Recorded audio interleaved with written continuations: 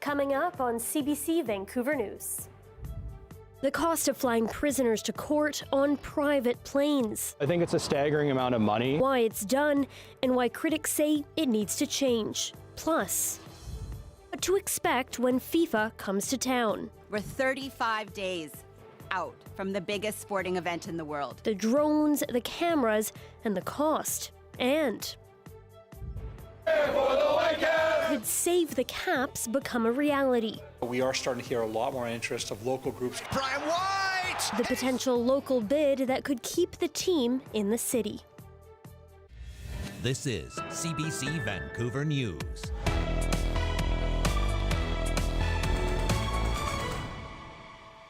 I'm Michelle Ghoussoub. Thanks for joining us. Prisoners facing trial in BC are increasingly being transported by private plane to and from courts in rural communities.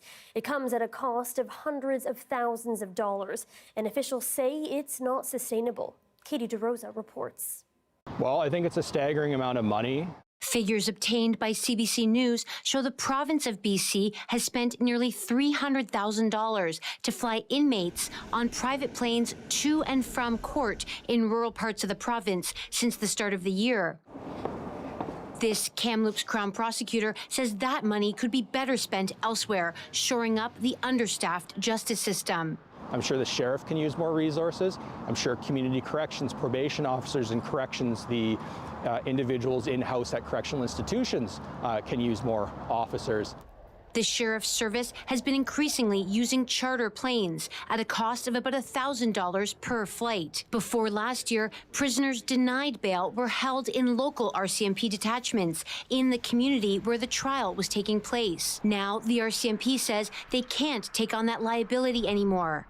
There are only 2 rural correctional centres in BC, Kamloops in the interior of the province and Prince George in the north. With the RCMP policy change, the accused might have to travel hundreds of kilometres between those 2 communities and small courthouses in places like Williams Lake, Terrace or Fort St. John. In a statement, BC Supreme Court Associate Chief Justice Heather Holmes warns the situation is no longer tenable. Trials could be delayed or prisoners who were denied bail released. These are serious Supreme Court trials with typically, murder, sexual assault, those types of offenses, the ones the public has the greatest interest in seeing prosecuted. BC's Public Safety Minister Nina Krieger says the province is working to find solutions. To ensure that prisoners are not, inmates are not released and that there are no delays to trials. While virtual bail hearings are common, courts have been resistant to virtual trials. That may need to change, according to this defense lawyer. Courts should strongly consider employing that option before paying to fly somebody to their trial. In the meantime, charter flights for inmates will continue. Katie DeRosa, CBC News, Victoria. A new development in the Vancouver Whitecaps saga, one that is keeping the hope alive that the Whitecaps could remain in the city. Our Yasmin Rania reports on the effort by local groups to band together for a potential local bid that could save the Caps. It's wonderful free-flowing football from the Whitecaps. It may not be game over for the Vancouver Whitecaps after all. The BC government says it has been approached by a local group that wants to buy the team and keep it in Vancouver. I haven't had a chance to look through the proposal, but we are starting to hear a lot more interest of local groups coming together, starting to combine their resources. The potential local bid comes after an investor group led by a Las Vegas businessman made a formal offer to buy and relocate the team to Las Vegas. It's definitely a sign that we have to get to a solution sooner than later. Whitecaps CEO Axel Schuster says he would like to see the team stay in Vancouver, but that can only happen if there's a feasible financial plan. Brian White! Despite success on the pitch, the future of the Whitecaps is in limbo. The team argues it has money problems, largely because its current stadium, owned by the provincial government, doesn't allow it to make enough revenue. I think we have laid out that this is not an easy problem to solve. If it would be an easy problem to solve, we probably would have solved it. The province says the Whitecaps are using the stadium at no cost and are exploring other ways to help them generate revenue. We need details of what it is that they need to make sure that the Caps can stay here. Callan says it's not clear when the BC-based group could be making their bid. He also didn't say exactly who's part of that group, but says they seem serious. Yasmin Ranea, CBC News, Vancouver. Local and FIFA officials announced new details of what Vancouver can expect when the FIFA World Cup comes to town. Security and transit plans for the events were unveiled today, but as John Hernandez reports, BC residents still don't have a clear answer on the cost to taxpayers. The countdown to the World Cup is on, and Vancouver's FIFA plan is getting clearer. We're 35 days out from the biggest sporting event in the world. It starts at BC Place, the epicenter of the games. The surrounding area is considered the stadium footprint. On Vancouver's 7 match days, it will be closed to everyone but ticket holders, residents, and business owners. The Main Street SkyTrain station will be the closest transit hub.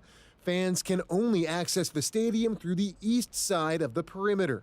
Entrances to this area will be open 3 hours prior to kickoff, and fan activations will run until 30 minutes before kickoff. Police will be ramping up security in the area, including additional CCTV cameras and drones if necessary. There is no official count on the total number of police on duty, but VPD says officers from across the province will be on hand. So staffing, we're going to see peaks and we're going to see valleys.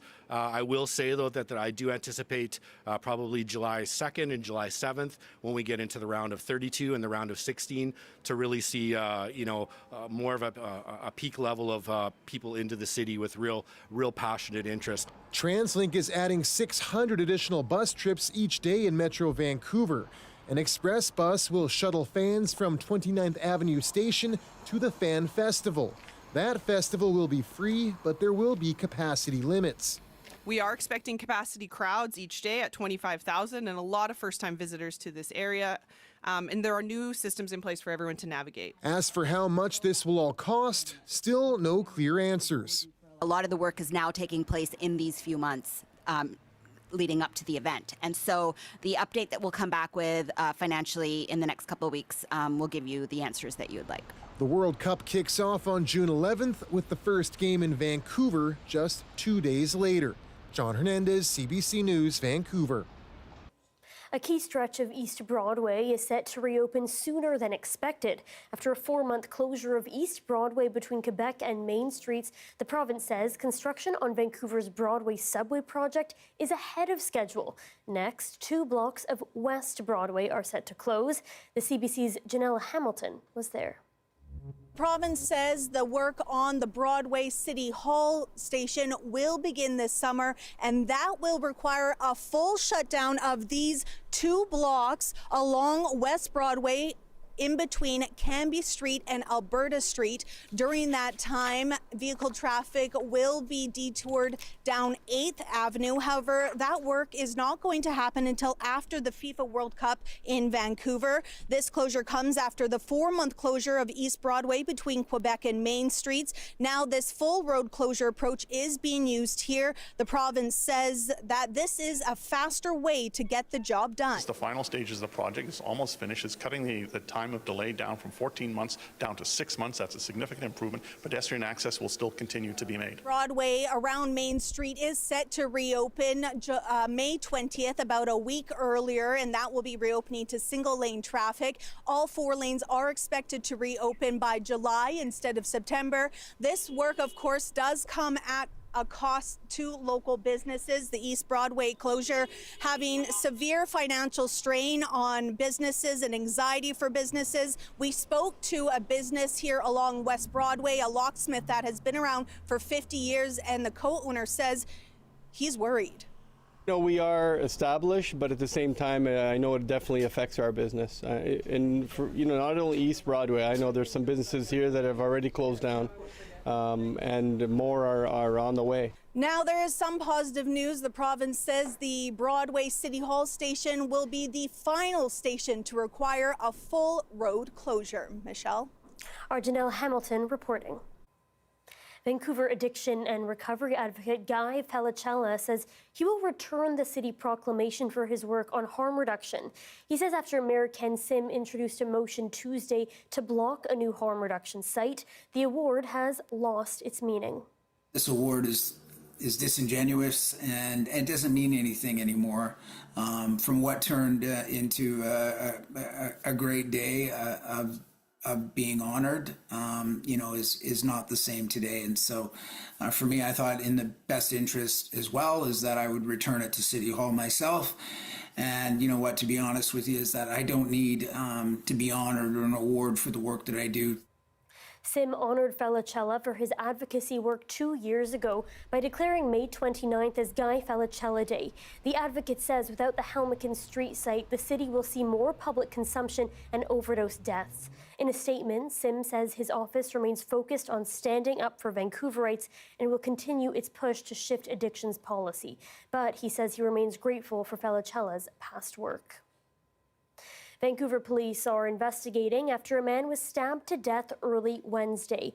Officers were called to the area of East Hastings and Columbia Street just after 2:30 a.m. The victim was stabbed and later died in hospital. A man and woman were taken into custody but have not been charged. This is the city's second fatal stabbing on Hastings Street in the last 2 weeks. And we have an update on the gray whale that was struck Monday evening near Stanley Park by a person driving a Sea-Doo. The Department of Fisheries and Oceans launched an investigation into the incident. They say a team of experts was able to find and assess the animal on Tuesday. They could not see any injuries on the whale, who was acting normal and feeding. The DFO says the gray whale was last seen traveling northwest out of English Bay and may have left Vancouver. Vancouver police say they have identified the person driving the Sea-Doo, but it's too early to say if charges will be laid. And a strange shape moving through the sky has many people wondering, are we alone? Folks from all across BC saw it. It was also observed in parts of Alberta. The CBC's Andrew Kurriata was one of the people who saw it, and he joins us now from Prince George. Andrew, what happened? What did people see? Yeah. So this was just after 10 last night. I was walking my dogs. I looked up at one point and I thought, oh, hey, the moon's kind of blurry there behind the clouds. But later I realized there weren't any clouds out and that was no moon. Fortunately, there was lots of other people who were way more alert to this than I was. And soon I was getting, dozens of videos sent to me from all over the province, and they've just been coming in all day long. Okay, so do we have any idea of what this actually was? Yeah, it took a little bit, but the local Astronomical Society president tells us he's confident this was a SpaceX rocket that was launched from California last night to carry satellites into space. He says as the rocket fuel gets into the atmosphere, it gives a jellyfish-like effect. But we also talked with Michael Unger with the H.R. MacMillan Space Center, and he said there's a lot of stuff going into space now, and it's hard to keep track. But we're also missing out on a lot of dark sky as well. So I think when we do get some of these instances, it sparks that curiosity of reminding ourselves that there is a lot up there that we're missing and we don't know. And he says they really value when people do take videos and share them to help research verify things and really just enjoy it themselves. Wow. Our Andrew Kurriata reporting from Prince George.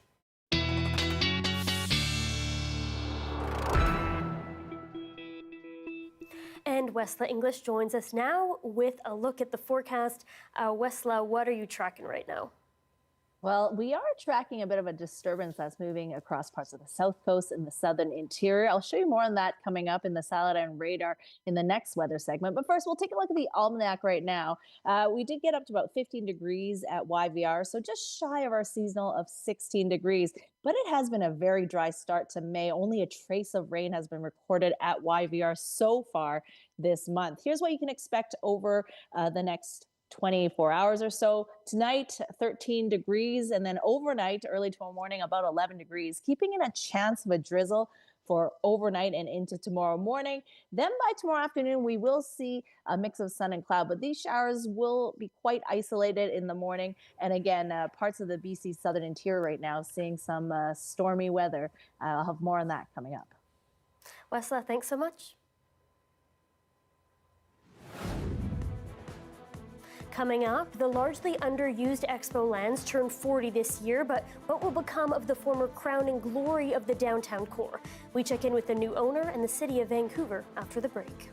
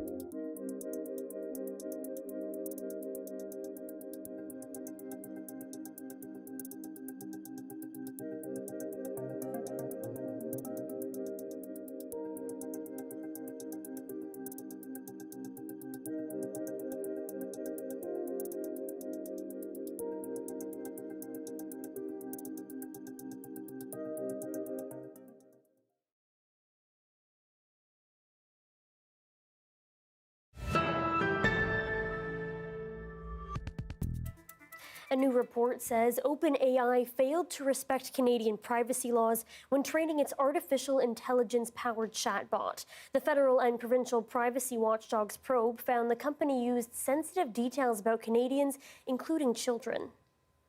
I think at the heart of these considerations should be what is the best interest of children. The first step need not necessarily be a ban. I think the first step should be, can we fix the underlying issue? Can we make it more privacy protective? Can we make it more safe for everyone, but particularly for children? OpenAI says it has recently taken steps to improve privacy protections. The company is also facing several lawsuits in California following the fatal shooting in Tumbler Ridge in February. OpenAI was criticized for not alerting RCMP about the shooter's earlier posts about gun violence before killing 8 people.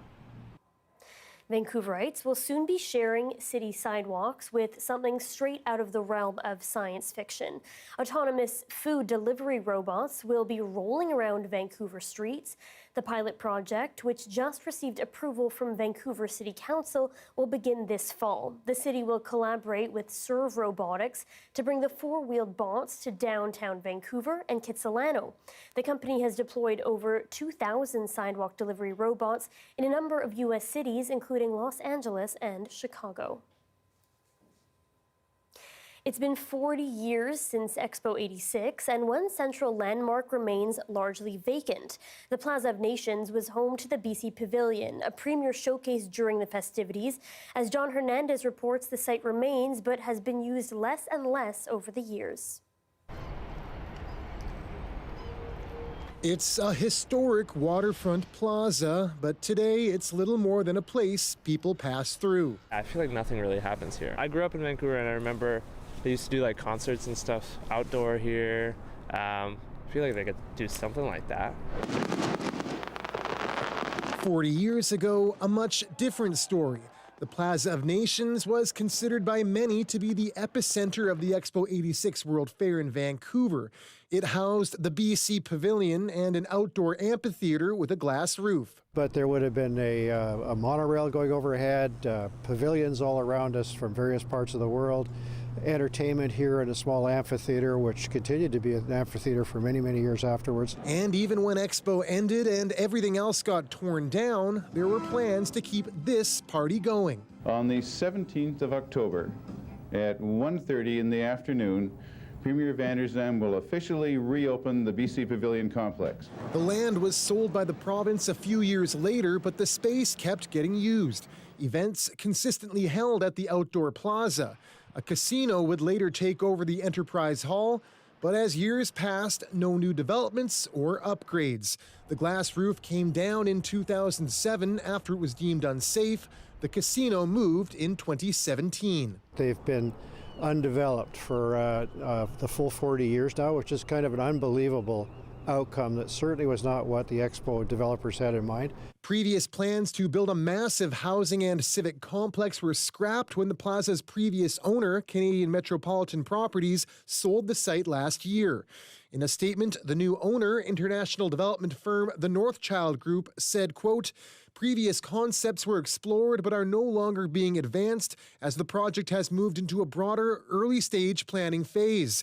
We'll share more details as plans evolve." No new designs have been put forward, but city policy requires any new projects here must retain entertainment options and honor the Expo's legacy. It would be a brand new park in the center of the city and complete a project that people frankly believed would be done a long time ago. Oh, Canada. 40 years passed and likely many more to go before this plaza regains its glory. John Hernandez, CBC News, Vancouver. A warm, sunny day in Kamloops. The spring runoff is bringing those river levels up. Wesley English has your full forecast coming up.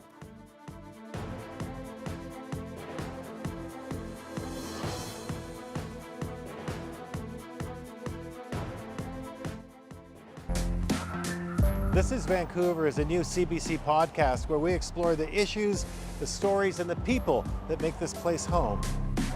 Listen to This is Vancouver wherever you get your podcasts.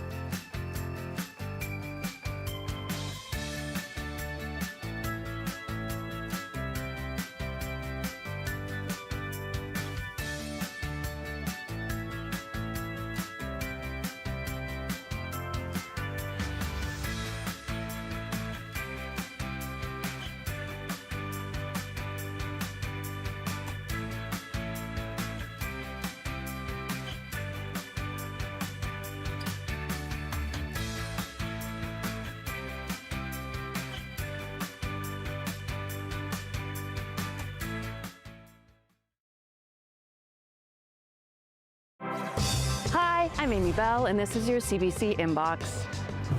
CBC returns as the exclusive media partner of the Doxa Documentary Film Festival, now until May 10th. Join us for an exceptional selection of films designed to spark curiosity.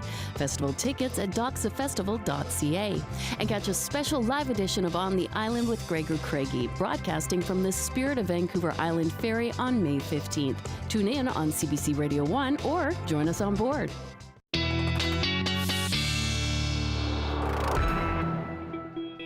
And Wesley English joins us now for a look at the forecast. Wesley, a bit of a cool down from the past few days.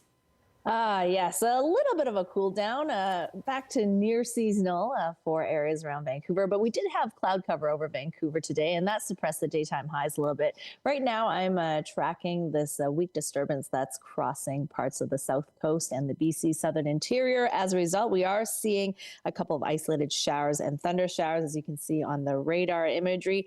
Here's what we can expect over the next day or so. Now, we have a lack of any real organized weather system. So tomorrow, most areas will remain dry once again.